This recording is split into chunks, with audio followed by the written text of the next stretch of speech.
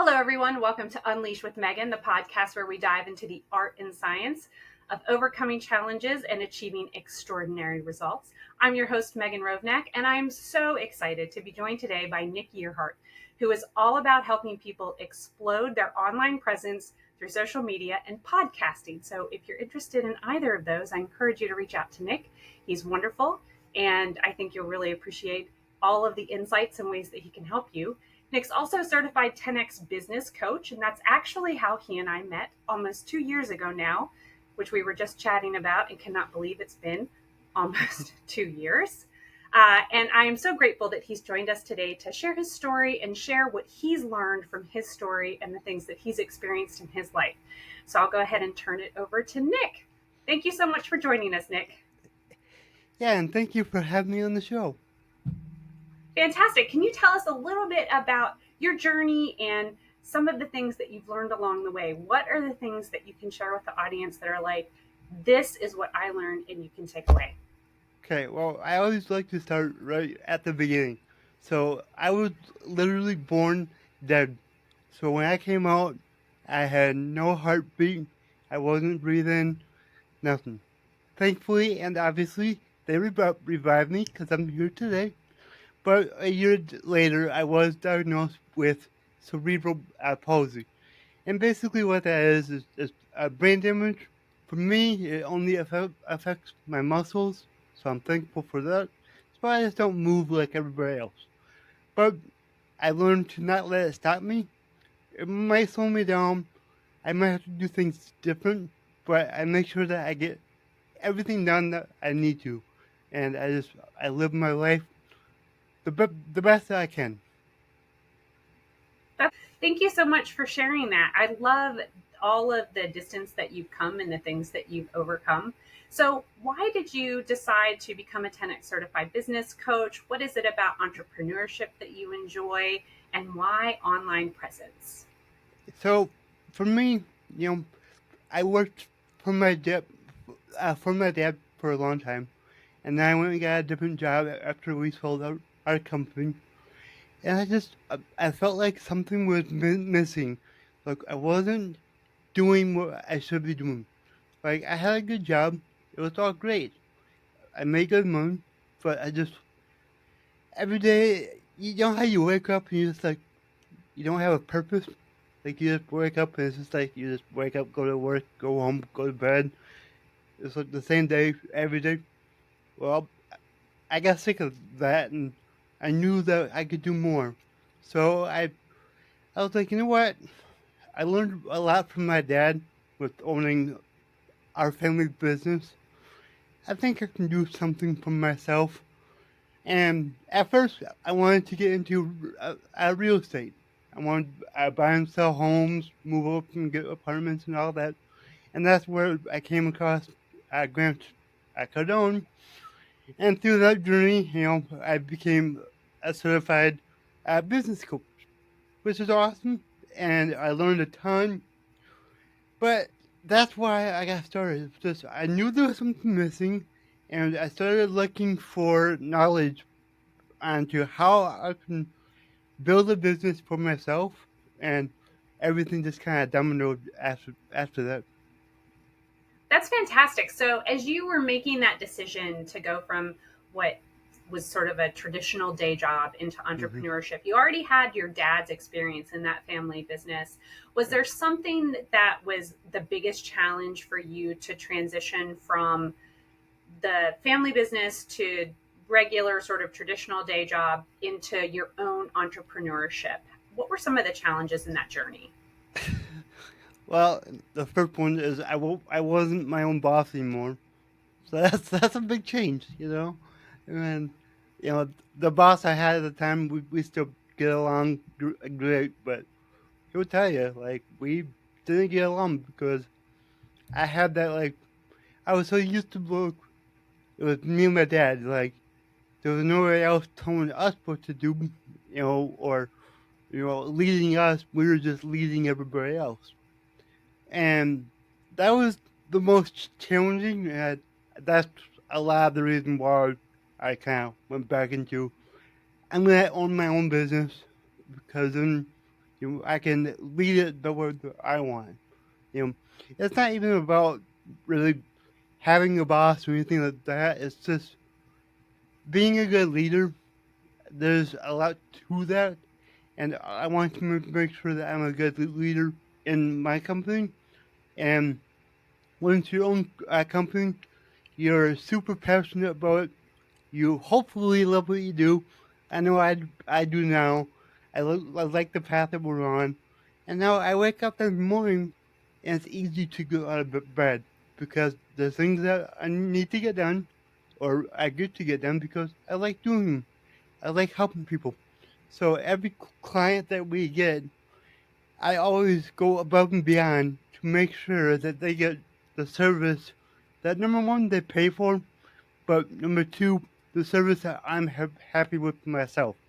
Because I'm not gonna have somebody pay me for a service that I wouldn't pay for myself. You know what I mean? Yeah, and I think that's such a good standard in that customer care and customer service and being really focused on service, give. Yep.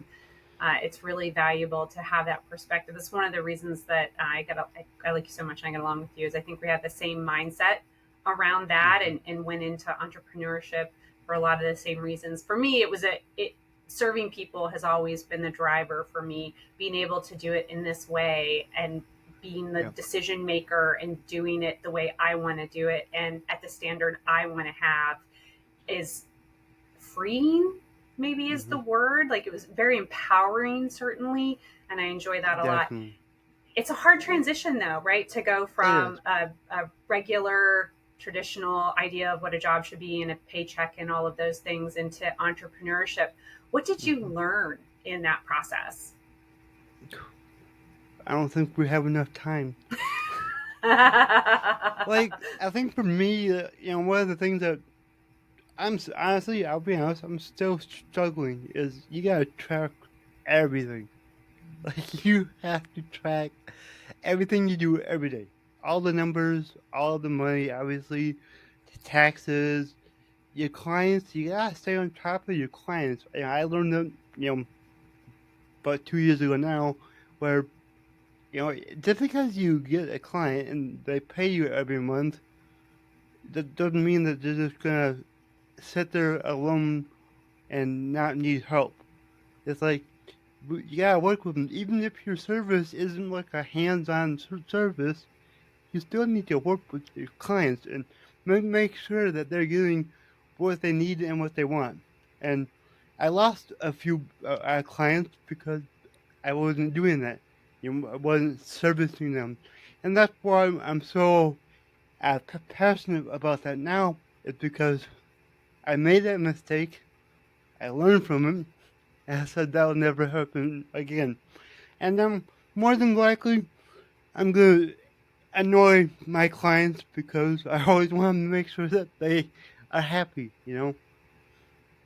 I think that's a really amazing point and something that I learned also the hard way to a certain degree Yep. is just because no news is not necessarily good news. In fact, Exactly. if you're not hearing from your clients, then you do need to be proactive. And I think it's really easy to think, oh, well, if they're not reaching out to me, then they don't need Hmm. anything. And And in that's what I thought. fact, yeah, and in fact, Hmm. what I've learned, and also from my own personal experience, I've realized this through this journey is sometimes I don't reach out to my service provider, somebody who's providing me a service, because I don't know exactly, like, I don't have a specific question or a Yeah, you don't really specific know need. what's going on, but there's something there. You're just like, I don't know. Yep. Yep. Exactly. And it's not, and I think, oh, well, if I had a specific question, I would reach out or a specific Hmm. need or a specific request. But I don't have that, but I'm also not hearing from them or I'm not getting any information proactively. So Yeah. providing that can be such an important part, even to your point, even when that's not something you specifically included in the way that you set up the service or the product, it's Hmm. really valuable because that constant communication, that contact, that engagement is more important than I think people realize sometimes. I agree. Yep. So are you willing to share a story in that area? Like did the clients get upset and have a conversation or did they just cancel their service? Because sometimes when at first they cancel a service and you're just like, oh, well, I guess they didn't need the service. But then you start to see the pattern. And if they don't talk to you about it, then it might take a little longer to realize what the Yeah. problem is. How did you figure it out? Yeah, so it was just the up and canceled. And that's when I was like, uh-oh. And, you can, there was one that, they came back. I helped them. They're happy. But, there was some that just, we're done. We weren't getting what we thought. And, that's understandable. And that made me look at what I do a lot differently. And I'm like, all right, that doesn't work. How do we fix it? And that's why I'm doing what I'm doing now is, social media and podcasting because it's two things that I love. It's what I've been doing for myself for years. And what I like about social media the most is that allowed me to come out of my shell as a person, gain confidence in what I do, and just be a better human and business owner. And that's because when I started doing social media, this was 2021. I had never recorded myself on camera, and that first video was so hard for me to do. Like, I never wanted to see myself on camera. I definitely didn't want to hear myself on camera or recording. So that first video, it was so hard. But I did another one the next day, and then the next day, and then pretty soon I was doing like 6 a day. And now I have posted what over 2,600 videos on social media. So, but what that's done for me as a person is so much more than just like engagement online. Like that's good, but what it does for you is so much better. So what it can do for your business is incredible. So for me, I couldn't go out to a restaurant and order food on my own because when the waitress came, I was just sitting stunned because I couldn't ask for what I wanted. Now I have a podcast with over 200 episodes. I talk to strangers every day, all day long, and I'm confident in myself. I talk better than I used to. So I'm truly grateful. It may sound crazy. I'm grateful for social media because it gave me that. Now, make sure you use social media and don't get used by it. I have learned to do that. So, one, I think what you just made is a really great point, and I think it's really fantastic and important for people to learn and remember that doing the thing that you're afraid of or that makes you Hmm. uncomfortable is the best way to grow. Being Yep. outside your comfort zone is the only place you're going to grow. Yep. So I think that is a really valuable lesson from you. So when you say be sure that you use social media and don't let social media use you, what do you mean? Mhm. So for me, I post a lot of content. I think we're doing like 15 to 20 pieces every day, and there's videos in that and everything. And it's good because I get engagement. I'll have months where I get 500,000 views on Facebook alone. It's awesome. And now that I'm learning how to, talk about what we do, it's even better because now people are reaching out for my services, which is really cool. But for me, don't don't get used by it. So use it. So post your stuff for your business, engage with people for your business, but don't sit there and scroll. Like you sit there and scroll. That is such a waste of time, and we all do it. I do it too. Don't worry. I'm not perfect, but I do know there was just a study. I don't know who did the study, but it says that the generation nowadays, by the time they're like 85 years old, they're going to have spent 20 years of their life scrolling on their phone.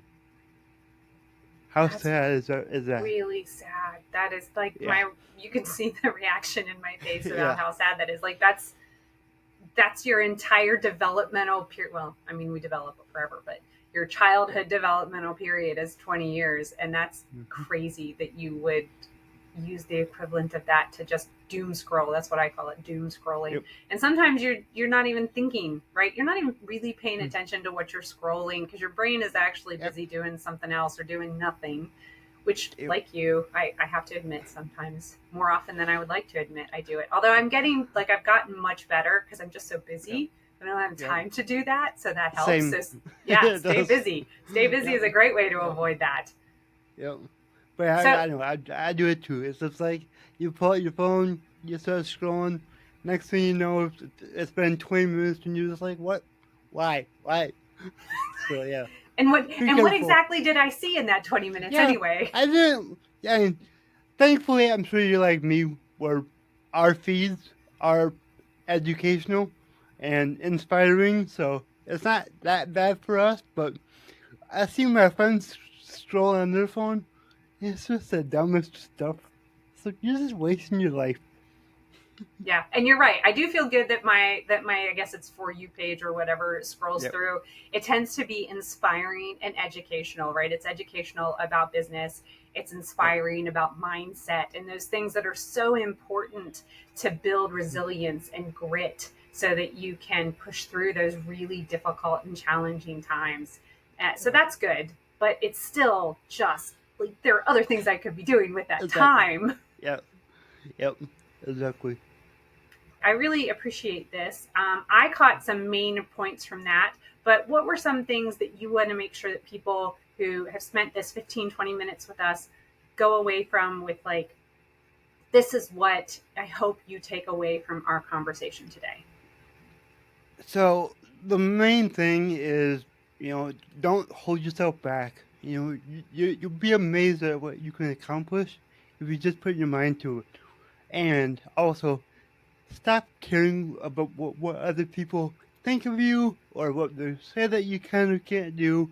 Just if you know it's good and you're honest and it's not anything bad, but if you want to do something, give it a shot. The worst that's going to happen is it doesn't work. You learn from it. You can try it again later and do better. Because I've been doing this my whole life. The doctor said that I would never walk. I started walking at age 5. Then the doctor said that I couldn't get my driver's license. I got that. Then they told me I couldn't get a commercial driver's license. I got that. They said I couldn't ride a bike. I ride a bike all the time. Not quite anymore, but used to. And it's just people will always tell you that you can't do things. And I just say, says who? Like, watch me do it. Watch me prove you wrong and live the life that I want to live. Yes, that I think that's the perfect place to land on. Live the life that you want to live. Live the life that I want to live. And I love that series that you just went through. Right? People said I couldn't do this. I did it. People said I wouldn't be able to do that. I did it. People said I couldn't do this. I did it. And letting other people define who you are and what you can and can't do is the fastest way to a very limited life. I really appreciate you sharing that, and I really appreciate you joining us today on Unleash with Megan. Nick, I thank you so much. Thank you too. This was really awesome. Oh, awesome. So thank you all for joining us for another episode of Unleash with Megan. As always, I hope you have a magnificent day.